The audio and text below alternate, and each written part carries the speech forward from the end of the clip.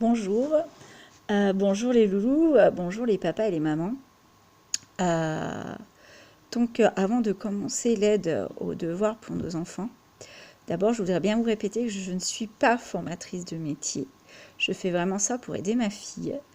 Je ne vais pas remplacer un professionnel ou une professionnelle, non loin de là. Je vous donne juste les clés que j'ai pour aider ma fille et qui lui vont assez bien.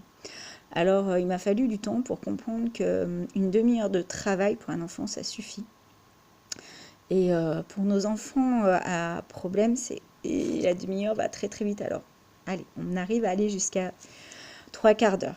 Mais très souvent, on y arrive en 3/4 d'heure. Il y a des choses qu'on met de côté, mais c'est pas grave. On met de côté. Moi, par exemple, la poésie, je la mets de côté. Ça sera à la fin, la poésie. Et Lola a des évaluations à écrire sur ses notes sur un calepin. Ça, c'est moi qui le fais. C'est pas elle qui va le faire. Ça va lui prendre du temps et donc c'est moi qui le fais. Donc j'ai un chronomètre. Ah, c'est la seule chose que j'ai pas pris. Alors un chronomètre tout simple. Je le cherche des yeux. Il a dû remonter dans la chambre parce qu'on s'en sert pour plein de choses. On a un chronomètre aussi qu'on peut mettre sur la table pour dire allez, on commence, on est sérieux.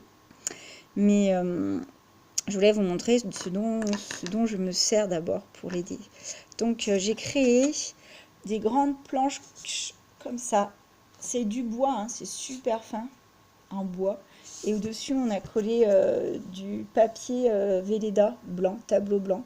Ça leur fait des grandes, grandes ardoises. Et je peux vous dire, grands comme petits, ils aiment bien ces ardoises pour calculer, pour écrire, pour mettre des belles phrases, pour pouvoir surligner. Donc bien sûr, j'ai tous les stylos. Alors oui, j'ai un code couleur pour mes stylos. J'écris avec le noir ou le bleu. Et le rouge me sert pour les verbes. Le bleu pour le sujet et le bleu et le vert pour les compléments. Donc voilà. Et j'ai aussi une petite notation pour les maths parce que je fais d'une couleur les unités, l'autre couleur les dizaines. S'il y a des centaines, je mets une autre couleur. Donc voilà. J'ai un classeur. J'ai mis un classeur. Je travaille beaucoup avec qui est répertorié en plusieurs parties. Où dedans, je vais mettre les cours que je lui fais. Donc les cours, c'est vraiment que je lui fais. Ça sera vraiment dans des... hop. Alors là, je l'ai photocopié et je l'ai imprimé. Mais par exemple, hop, voilà une. Hop, c'est vraiment, par exemple, une fiche mentale. Je la jette pas, je la mets dans son classeur.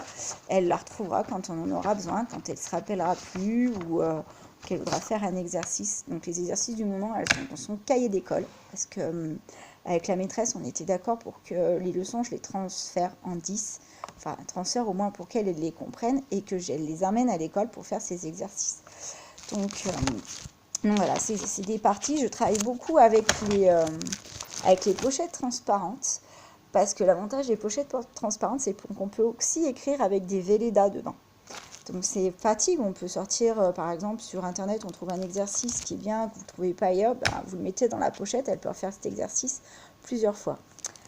Alors, Lola a du mal à se rappeler, sauf quand elle fait un exercice une fois, la deuxième fois, elle va encore avoir du mal, mais après, elle se rappelle très très bien comment.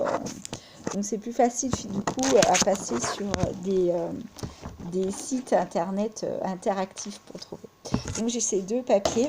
Alors moi j'ai acheté, parce que j'ai acheté à toutes mes filles, parce que je trouvais ça très très intéressant et très pratique pour éviter de jeter tout le temps des feuilles. J'ai acheté un whitebook, mais ça peut très bien se faire. Est-ce que je me rassois comme il faut? Ça peut très bien se faire aussi pareil, sur une feuille blanche plastifiée, qu'on met dans un plastique pour pouvoir changer tout le temps. Et donc sur ce cahier, elle s'en sert de brouillon, elle. Et puis, parce que en réalité, là-dedans, je ne veux pas qu'elle fasse ses dictées. Parce qu'il n'y a pas de ligne. Et donc, comme elle a beaucoup de mal à écrire, elle écrit encore plus mal avec ça. Donc, je veux qu'il y ait des lignes. Et le whitebook, il peut avoir des lignes. Je ne sais pas si vous voyez bien. Il peut avoir des lignes. Donc, du coup, elle peut écrire dessus. Donc, sur ce petit calepin, moi, je vais lui refaire son agenda. Pas pour elle, pour moi surtout. Donc, il y a tous les jours de la semaine. J'aurais voulu vous le faire voir. Voilà. Donc il y a tous les jours de la semaine et il y a les devoirs qu'elle doit faire pour tel jour. Donc lundi, mardi, je laisse pas mal d'espace. Pareil, je travaille beaucoup avec des effaçables. Et donc je lui marque tous les cours. Et sur l'autre page de la semaine, sur l'autre page, j'ai marqué là où il fallait qu'on révise quand je vois qu'une évaluation s'est mal passée ou qu'elle n'a pas compris quelque chose, mais que la leçon est passée à l'école. Bah, moi, je la garde sous la main parce que je sais qu'il faut qu'elle voie ça. Donc, je marque tout. Alors, je marque tout et puis, je sais où on en est. Comment se passe des exercices? Alors, nous, à la maison, il y a le goûter. Il y a le moment où on souffle entre l'école et puis les devoirs. C'est ce temps-là où elle goûte, elle fait ce qu'elle veut, où moi, je prends son cahier de texte, je marque s'il y a d'autres cours à faire, et je numérote les leçons, comment elles doivent être faites. Bon, tu vas faire ça en premier, ça en premier, ça en premier, ça en premier. S'il y a des nouvelles leçons, je vais profiter de ce temps-là pour les retranscrire en 10. Et je vais profiter aussi de ce temps-là, ça ne dure pas longtemps, hein, à moins que j'arrive pas à retransbahuter la leçon. Là, ça va plus loin, il y a des fois. Je me mets sur 2 sites que j'aime beaucoup. C'est calculatrice avec le A avec @.com.fr. Il y a des jeux que de mathématiques pour tous les niveaux, mais qui aident beaucoup. Et puis un autre site que vraiment j'affectionne encore plus, c'est classenumérique.fr. Où là, vous avez toutes les matières, même je crois de la maternelle. Attendez, je vais y voir, comme j'ai mon ordinateur d'allumé. Et je crois même, oui, que c'est... Alors, vous avez toutes les matières jusqu'à la 3e, il me semble. Même anglais, sciences. Enfin, moi, l'histoire, j'ai pas trouvé. Là, elle est dans le travail. J'ai pas trouvé de leçon, j'ai pas trouvé d'exercice. Voilà, maternelle jusqu'en 4e. Et on a tout. C'est vraiment, vous trouvez tout, il y a plein. C'est une banque d'exercices interactifs, donc pas besoin d'imprimer. L'enfant peut se débrouiller lui-même, il peut avoir son cours à côté de lui, mais c'est vraiment super bien fait. Et puis, quand je cherche les exercices et que je trouve pas, très souvent, je tombe sur Fantas 10, qui donne des idées et des aides pour faire des cartes mentales ou pour transbahuter les exercices en 10. Donc voilà, c'était surtout ça que je voulais faire, vous expliquer comment moi je fais. Il y a peut-être d'autres solutions, hein, mais j'ai essayé de faire ses devoirs en même temps qu'elle faisait ses devoirs, et c'est un peu le fourre-tout. C'est un peu la panique à bord, parce que je lui demande donne-moi ton exercice temps, et en même temps elle fait autre chose, et du coup elle n'est pas concentrée, parce que voilà, c'est un enfant aussi qui a besoin de calme, qu'elle reste concentrée sur un... D'ailleurs, même quand sa sœur essaye de me demander quelque chose, elle essaye de répondre. Donc voilà, elle est partie ailleurs. Donc voilà. Donc voilà pour tout ce qui est des accessoires dont je me sers pour Lola, des sites que je me sers. Vous avez peut-être d'autres idées, d'autres techniques, vous pouvez me les laisser en commentaire, je répondrai bien volontiers, et même je les prendrai si je vois que ça peut marcher pour ma fille. Moi, je suis toujours prête pour l'aider. Le but, c'est que ça dure moins longtemps, les devoirs, et que ça se fasse dans la joie et la gaieté. Il y a des choses que j'ai lâchées prise, par contre, aussi. Et que, parce qu'un enfant, il doit prendre aussi ses marques. Donc, jusqu'à maintenant, c'est moi qui gérais tout. Et donc, ça partait très souvent en pleurs. Et puis, je lui ai demandé ce qu'elle cherchait, ce qu'elle recherchait, ce qu'elle avait besoin. Et c'est aussi des enfants, je ne sais pas les vôtres, mais moi, la mienne, c'est aussi une enfant qui a besoin d'être reconnue comme responsable. Je sais faire, je sais me débrouiller toute seule. Donc, il y a des moments où je la laisse gérer comme elle veut. Par exemple, c'est arrivé hier avec une de ses... On est en train de travailler sur les mouvements de vitesse. Donc, je lui avais refait le cours et elle m'a dit « Ah, mais je préfère ce mot-là. Tiens, un stylo, change-moi ton mot. » Ses exercices, sa dictée, elle a décidé, il a fallu beaucoup longtemps, elle a compris que c'est en écrivant qu'elle y arrivait. Donc, elle fait sa dictée, je lui la dicte, et elle se la corrige toute seule.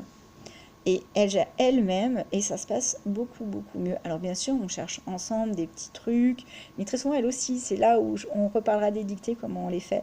C'est là aussi, elle, très souvent, qui trouve sa solution pour y arriver.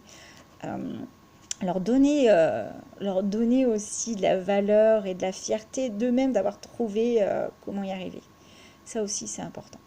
de toujours les mettre en valeur et qu'ils prennent aussi de l'autonomie, parce que c'est des enfants qu'on ne donne pas beaucoup d'autonomie. Il faut que tu fasses tes devoirs, il faut que tu fasses ci, il faut que tu fasses comme ci, il faut que tu fasses comme ça. Et puis, il y a des fois, quand vous voyez qu'ils s'énervent, insistez pas. On arrête.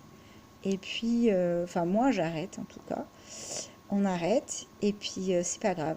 On refera plus tard. On essaye de calmer. On essaye. C'est très dur, hein. Mais j'interdis, je suis dans l'éducation positive et bienveillante et j'interdis le négatif. Donc par contre, quand elle me dit je ne vais pas y arriver, et ça c'est à toutes mes filles que je le fais, je fais faire des punitions. Attention, hein, pour une éducation positive, je fais faire des punitions. Le but est d'écrire, pour une enfant dyslexique qui n'aime pas écrire, c'est très bien. J'ai fait écrire 100 fois avec un stylo. Je lui fais dire j'y arriverai, je suis la meilleure. Quoi qu'il arrive, j'y arriverai. Enfin, une phrase dans ce genre. Elle me regarde très souvent, elle explose de rire. Ça apaise la tension, puis on redémarre sur des devoirs. Voilà. Elle n'a jamais fait la punition, elles n'ont jamais fait la punition. C'est juste pour dire il faut arrêter. Et les premières fois, elle m'a regardée en me disant qu'est-ce que tu me demandes? Et quand elle a compris la phrase que je voulais qu'elle la retransbahute en positif, ça a un peu assoupli tout. Et puis on est reparti pour un petit moment de devoir. Donc voilà. Et puis j'ai remarqué aussi, donc cette année, elle a reparti sur l'orthophoniste. Le mercredi, j'ai compris que le mercredi, on ne pouvait pas trop faire de devoirs. J'ai parlé avec une psychomotricienne qui m'a dit qu'en réalité, les orthophonistes, les psychomotriciens, tous ces professionnels-là épuisent les enfants parce qu'ils leur en demandent, c'est tellement condensé qu'ils leur en demandent, donc on ne peut pas trop leur en demander après. Donc le mercredi, on va essayer de trouver pour travailler, mais dans des conditions plus cool. Faire peut-être juste une dictée, quelques petits exercices, mais on va essayer de bien faire avant les devoirs de l'école, comme il faut, parce que là, on ne peut rien demander.